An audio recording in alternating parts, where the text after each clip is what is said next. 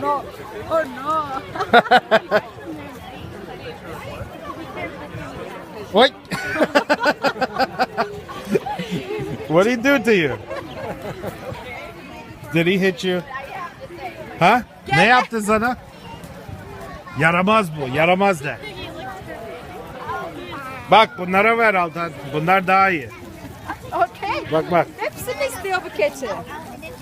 Gel Altan. Sen verir misin? Gel. Sen ver böyle elini al. O tamam artık. Diğerleri de yesin. Çok uyanıksın sen. Al.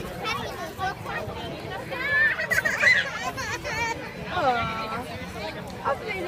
Yeah. Don't touch that. Altan bak baby. Altan bak. Bak. Bak Altan. Başka. Bak onlara verelim gel. Bak. Altan tutabiliyorsun galiba elini bak bu iplerinden. Gel. Bak o küçüklere verelim.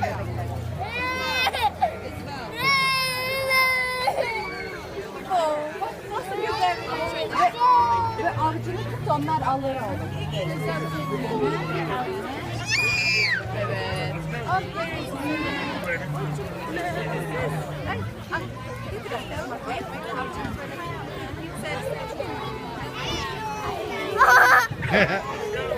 He jumped on the pig. Kaya.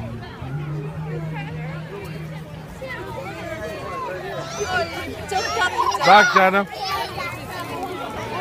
Oo, ne kadar şeker.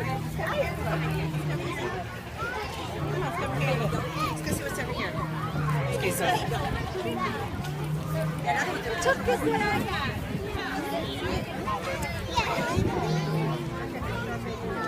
Sen yedin, doydun mu? I saw it just a second ago. Abla çok tatlı değil mi? Bak Altan. Oh, it's a baby. You want to pet it? Do nice. Oh, that's